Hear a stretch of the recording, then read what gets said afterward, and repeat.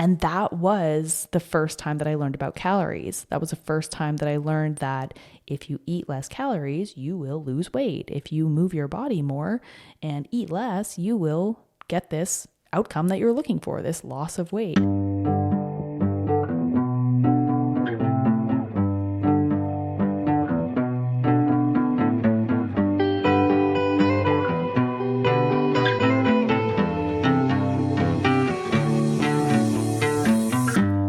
Hello, good morning, good afternoon, good evening, whenever it is that you are listening to this. It's morning here. I am having an oat milk coffee, and just even another benefit of oat milk, in case I didn't sell it hard enough in the first episode, it whips up so much better than other plant-based milks. I just honestly can't say enough about it. So big fan. This voice, I don't know if my voice sounds normal today. I've come down with something that is verified not COVID. So I'm negative for COVID, but I think I'm just normal post-holiday sick, where you just kind of, things are intense and you crash, and apparently that is what has kind of happened to me. So we'll see how this sounds. If it sounds a little bit more like throaty, then we might just have to go with it. But welcome back to Uncovery. This is a podcast about eating disorders and mental health and all of the things that make us human and the people that we want to become and uncover. And my name's Maddie. And so at the beginning here, I wanted to do just a little bit of a check-in because it's been a couple weeks, and I am coming off of the last couple days being after the Christmas holidays, and I'm a Christmas nut and I love Christmas. But if you listen to the holiday episode, there are some challenges that come along with the holidays, with all of the different food events and the social events. And I don't think it's just unique to eating disorders. I think that the holidays can just be a lot. And I found last night was the night of the 26th. And I don't know if it's because I'm sick and that's a factor as well, but I woke up in the middle of the night really, really anxious and just really out of sorts and feeling really off. And I think it has something to do with being sick. I get really, really frustrated when my body is not doing what it's supposed to be doing or what I think that it should be doing, which is probably a big factor in the eating disorder too. It's like, why can't I control my body and why isn't it quote unquote behaving? So when I feel sick and can't do what I want, or I don't feel productive enough, or I can't do the things that I want to do, it's like a big downer for me, and I feel really restless and really frustrated, and it caused me to wake up in the middle of the night and was just feeling like really, really out of sorts. And it almost had this impact of like a lack of motivation for me to then get up, do the recovery thing, right? Like get up, remember that we're in this game. We have to do this every single day. Like we don't get a day off of recovery, even when we want one. So that was the sort of mental spiral I was going into last night. And I thought I would share a little bit about what my therapist has told me about why that happens at night. If that happens to you sort of, in the middle of the night, you wake up and all of a sudden you're very stressed, you're very anxious, and you're kind of ruminating on all of the things that are wrong. Like everything seems scarier and sadder and worse in the middle of the night. And I didn't think about why this could possibly be, but my therapist said, essentially, when you go to sleep and your body goes into rest mode, you can finally kind of lay down your arms. You can finally kind of lay down your defenses and just relax, and your mind can just be, and your body can just be. Like you're finally in this state of complete rest and no defenses, no mask that you're wearing in the day. But what that then allows is that all of those sort of things that you had been either avoiding thinking about or just not super consciously thinking about, they have room then to kind of come in. They have room to kind of come from the subconscious into your consciousness. And so you wake up and you're having all of these thoughts about the things that maybe you didn't want to deal with or weren't dealing with. And then the fact that you're, up in the middle of the night and ruminating about it makes it seem much worse than it is.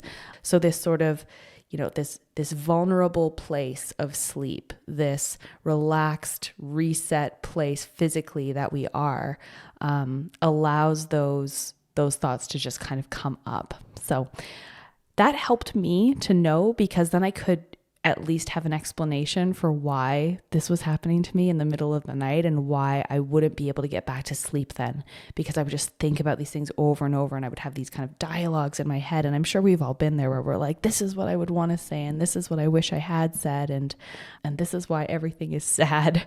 But that's maybe just a little bit of an explanation. I don't have a great solution. Eventually I sort of just work myself back into sleep, but I do also use a couple of apps or recordings. One is called Relax and Sleep Well, and it's like this hypnosis. I have never made it through to the end of that recording, and it is free. They do have free tracks, and I have never once made it to the end of it without falling asleep. So I definitely would recommend that one. And actually, I'll probably just, obviously not sponsored, but I'll just link it in the show notes, because I actually just find it really helpful. It's a bit strange, like you kind of have to get used to the idea of it, but I actually find that it puts me right out. So maybe that helps. So today we're going to talk about the origins of eating disorders and the theories that underpin how eating disorders develop, where they come from, why do people get eating disorders?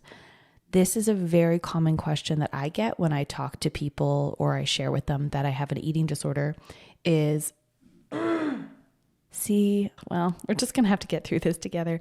The most common question, or one of the most common questions, is, so like, when and why and how do you have this? Like, it's actually a really difficult question to phrase. Like, well, what's wrong with you? Like, why do you have this? What happened? And there are so many different theories or causes or underlying predispositions that can really all play in together and interplay to create this perfect storm of eating disorders, or of other, and other mental health issues as well, because there's a lot of the same theories underpinning any real mental illness. So whenever I think about, or I'm asked about where eating disorders come from or why people get them, it's a really, really difficult question to answer, because there are multiple different factors, from physical to sociological to psychological to environmental. And I've always used this analogy that I learned in psychology when I was getting my psychology degree. And I've come to learn what its real name is, which is a diathesis stress model. But I call it the cup analogy. And this is how it was described to me.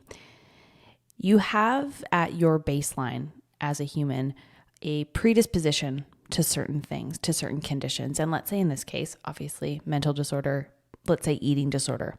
There will be a set of factors that are either biological, genetic, underlying, that predispose you to be more susceptible or more vulnerable to getting an eating disorder in the future.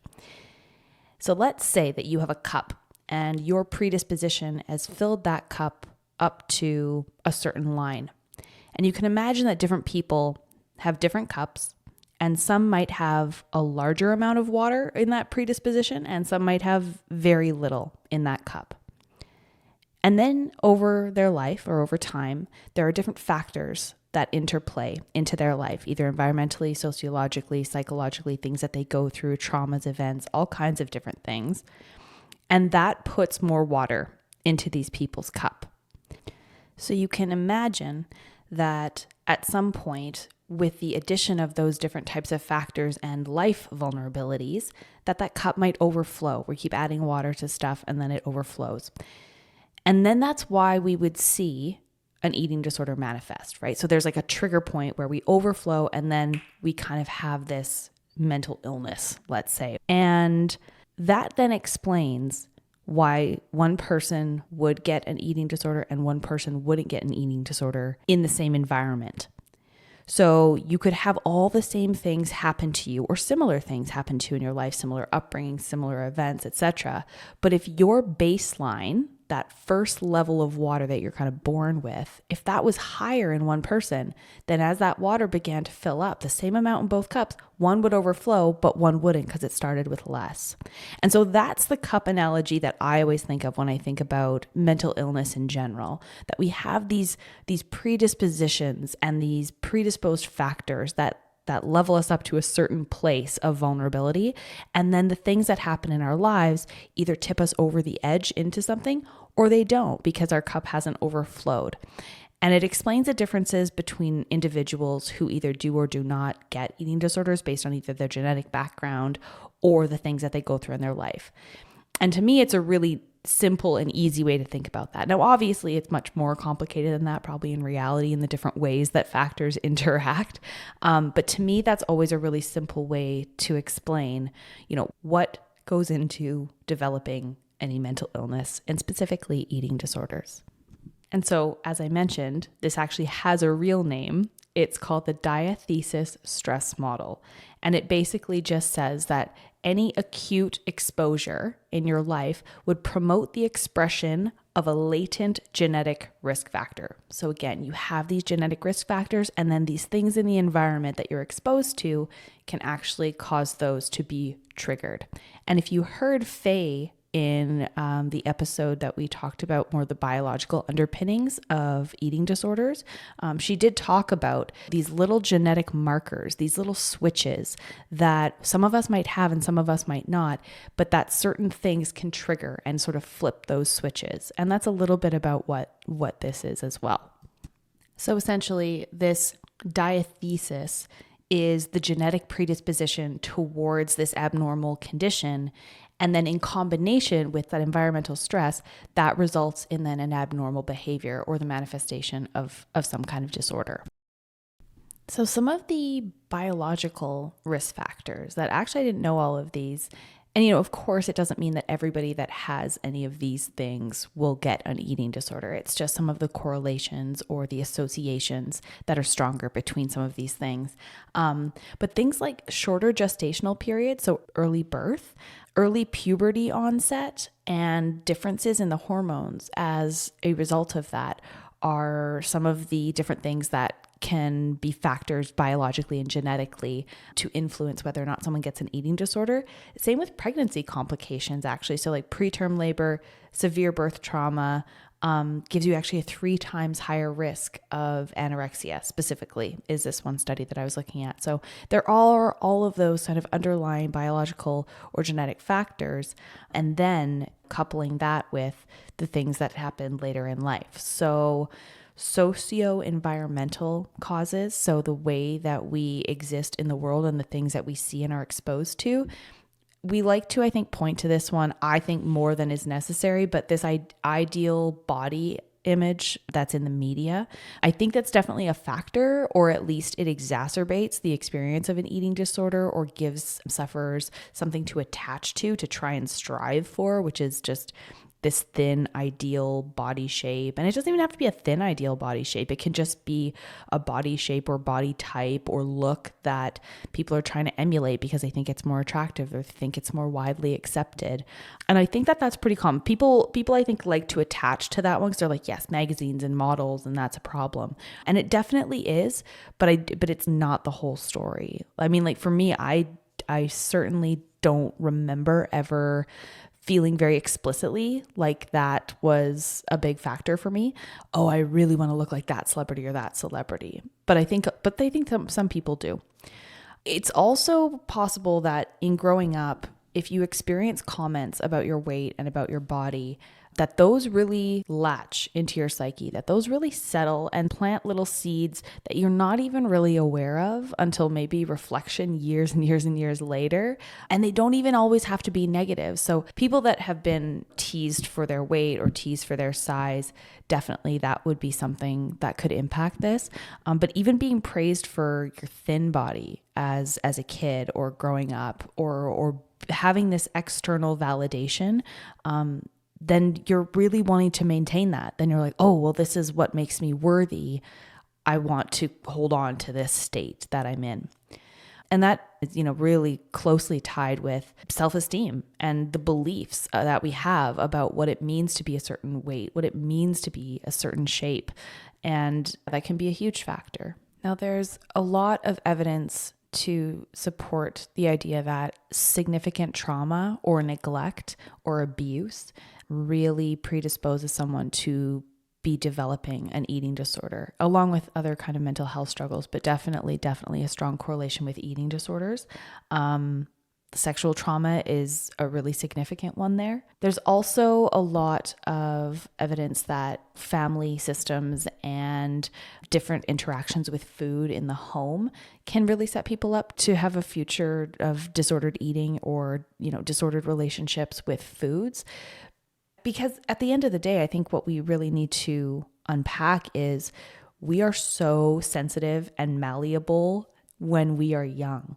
So we are these little sponges for experience, and we're looking to our world and we're looking to our homes and we're looking at the world around us, and everything is becoming so saturated in our being in a way that we have no way to understand at that age. And then it takes root and then it grows over time, and we might not even be aware of it. So these little things that might even seem innocuous can play very significantly into the development that we have later. Something that I find really interesting in the relationship between these different factors is between personality and then those exposures to your environment and the way that those interact. So some people have a much higher level of just baseline anxiety or baseline perfectionism, and this need to please and this need to do well. And those sort of anxious personalities and look for coping mechanisms in order to maintain control over their environment. And we hear this a lot with eating disorder cause and effect, is this idea that it's a response to stress. It's this coping mechanism because we have to feel like we're in control. And if we feel like the world around us or our environments are out of control, then we look to something that we can control. And often that is our bodies, our food intake. That's something that we have sole control over that no one else can control for us. And while we would like it to be, healthy coping mechanisms when negative emotions come up and stress comes up in our lives, often we don't have those. We're not equipped with those. And if we haven't really learned them, then we look to other things, either consciously or subconsciously, whether that's alcohol or drugs or an eating disorder or gambling or lashing out in anger. There's a lot of different ways that we respond to stress and we respond to the things that are going on inside us that we don't know how to deal with. And those different coping mechanisms also keep us safe. They make us feel safe. And that, I think, is why it is so difficult to get over eating disorders, because it feels like this safe, secure place where I always know I can go back to this. I always know that this will result in feeling like I have control. I can always lean on this crutch. I can always get this hit of, yes, I'm still in control of this. I'm still in control of my world. I'm still in control of my environment. I feel better when I have control. And that's why it's so hard to get out of the cycle of it, because everything else in the world is really uncertain. And if you allow yourself to feel those negative emotions out in the world when things happen, and then you have to use other self-care and dealing with your feelings and communicating and developing all of those other resilient strategies, which are really challenging to develop in comparison to just leaning on these unhealthy coping mechanisms that we've learned, so deeply over time. So there's this combination of the genetic factors, the biological factors, the environment, and the psychosocial factors, and all of these interrelating factors that may set us up to be predisposed to have this eating disorder in our lives. And then often what kind of takes it over the edge or allows that little seed of an eating disorder to grow can happen with things that we do behaviorally.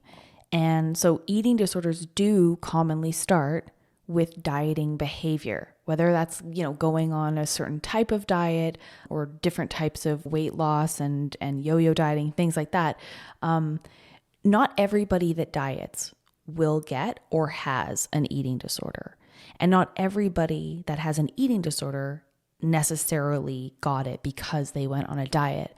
But the way that the body responds to starvation and restriction really makes it a lot more likely that they will continue to engage in those eating disorder behaviors and that will grow. Because straight up, food deprivation messes with your body and it messes with your mind and your entire perception of the way that you look when you're going through things like dieting and weight loss can have a huge impact on the long-term effects of seeing yourself in a certain light. So let's say we have this cultural or social belief about our appearance or what it should be, and that gives us dissatisfaction with the way that we look or the way that we are. And other stressors in our lives have created a need for us to control something, then this can lead us to this restrictive eating pattern and wanting to change or alter our body. But that dietary restriction then actually leads to physical deprivation, psychological deprivation. And what that does is then it forces stronger hunger cues to come up because you're restricting the body. You're not giving it what it needs. And then it becomes this really problematic cycle of this desire for food, this physical need for food, and this psychological deprivation. And then everything really gets skewed and out of whack. And over time, then we have really, really serious consequences in the eating disorder. Now, the dieting thing was a really pointed moment that I can look to when I think about the beginning of my eating disorder, at least behaviorally, right? Like I can look back and see different things or different attributes of my personality and my life and things that I've experienced that would have also been those environmental and psychosocial factors. But I do have such a very strong memory and connection to like the first time I went on a diet. And I went to go see this quote unquote nutritionist because I wanted to lose weight to go on a trip. And I was in no way needing to lose weight, but I felt uncomfortable in my body and I had gained some weight in that period of my life. What I've come to realize now is that was my body just like becoming an adult human body and just growing as it was supposed to. But that freaked me right out. And I was like, I need to tighten this up. I need to lose weight. And so I go to this nutritionist and I explained to her what I want. I want to like lose some weight before I go on this vacation. And she essentially is like, yep, nope, we can do that. Here's your meal plan. And here's your like diet pill packs, which she called vitamins. And so essentially she had me on like an 1100 calorie diet and I was like 20. And it is absurd to me. It is so absurd to me that it is even legal to be a professional, quote unquote, professional in any field and be doing that kind of damage to people. Like nobody should be eating that amount. That's an absurdly low amount of food. And coupled with that, she was also selling me these vitamin packs, which then my mom, because I was still living at home at the time, my mom like looked into what they were and she was furious because they were diuretics in these like different packs of whatever vitamins she was telling me were, all interacting to help me lose weight because it was all helping all of my systems. But they were diuretics, which if you don't know what those are, it basically like makes you pee out all of your fluid. So it's not even like you're really losing weight. It's like you are just peeing out fluid and getting lighter. And so it's like dehydrating your body. So incredibly dangerous. And diet pills are really, really dangerous. And that's what they use as a mechanism, is this diuretic. But my mom was really mad. And I was like, no, it's fine. It's fine. It's fine. It's fine. And that was the first time that I learned about calories. That was the first time that I learned that if you eat less calories, you will lose weight. If you move your body more and eat less, you will get this outcome that you're looking for, this loss of weight. And so to me, that's something that I wish I could unknow.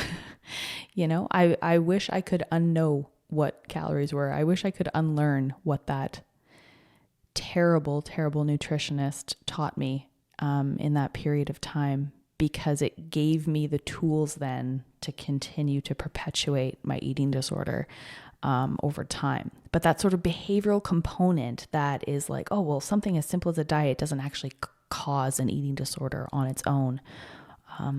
But it definitely set me up to know how to do that and then to continue doing it. because then I always knew after that, like even when I, went on the vacation, ate whatever I wanted, came back, ate whatever I wanted, like gained that weight back, because that's how dieting works. You just like gain weight back, and because your body is trying to restore to where it's supposed to be, where it's supposed to be happily living at its, at its homeostatic state, that place of balance that it desires to be. Your body will naturally gravitate there. And so you're fighting biology by continuing to fuck around with your food and your exercise. But even after that, then I knew I had this tool in my toolbox of this like restrictive behavior. So that's, it's not the whole cause, but it's like what comes to mind for me when I think about when did I kind of start consciously trying to mess with my body. So there are a whole bunch of causes and we can't pinpoint one, and that's okay. It helps us to understand how complex and multifactorial these diseases are, because if we know what the underlying causes are, at least some of them, or what they could be, it helps us then to address them in treatment. Because if you simply treat an eating disorder as, well, you need to eat, and you don't address the things that are making people feel either out of control, stressed, anxious in the first place, then it will be really difficult to get out of that pattern of behavior that they've relied on for so long. So there are these protective factors as well as the causes. And this is from that diathesis stress model as well. So protective factors, which are basically the things that I guess you would say take the water out of the cup, or like lower your water count. There's like a little valve on the side of your water cup that we could let some of this out. Things that would give you those valves would be positive social networks, high self-esteem, and those can basically counteract the effects of those underlying psychological stressors or biological predispositions. So having a really well set up environment for yourself, or for children specifically, allows those coping mechanisms that are unhealthy to be less useful and less attractive, because they don't need them, because they have these sort of protective factors in place. And one other thing that I think is important to mention, and there actually are a couple of camps where people come down on this one, but this idea of looking forward versus looking backwards. And, that's in the past, I'm over that. That wouldn't impact me today. I just need to change behavior, stop binging and purging, stop restricting, stop exercising, and that's how I recover. Behaviorally, yes, that is creating the behavioral existence of a recovered life. So there are kind of camps where some are like, look, if you just restore energy to the body, you just gain the weight, your brain will figure it out, and your brain will just heal, and you will just be more conscious, and you will just be more rational, and you'll be able to just continue and move on to recovery. And there's an element of that, right? Where re-nourishing the body and re-nourishing the brain makes the eating disorder make less and less sense. You're like, wow, that was crazy. But actually understanding the psychology and the development of your eating disorder and where those different factors came from, I think has that same effect. Because if you've unpacked, let's say, I went through this in my childhood, or I had this experience in my adolescence and I really remember that, or, I didn't remember that, but hey, yeah, that kind of does make sense that I would be emotionally coping in that way. By looking at that and saying, okay, I've identified that, maybe I can let that go, then the eating disorder behaviors that you're still holding on to make less and less sense, because you've sort of processed the emotions and the things that you have been dealing with, and you don't need to lean on that crutch anymore in the same way. So I think it's actually equally important to look back to some extent in order to move forward. So you're kind of building that foundation based on reflection, through psychology, through understanding what your environmental factors were, and then stand on that foundation as you sort of walk a path forward and out of an eating disorder. Now, I did not always believe that. I was very much in the camp of, look, I just wanted to be thin and I took it too far and I have an eating disorder. And I was adamant that was what the case is, and that there couldn't be any other explanations. But through lots and lots of therapy, I have a very, very different perspective on that now. I hope that this has been helpful in illuminating different factors that maybe you hadn't thought of that can contribute to the development of eating disorders, rather than just, well, we just need to get people to eat. It is a lot more complicated than that. But by understanding that, then the treatment of eating disorders can be individualized and can be nuanced in a way that supports a really, really strong ongoing recovery. So I hope that this was helpful, and we will chat to you on the next episode.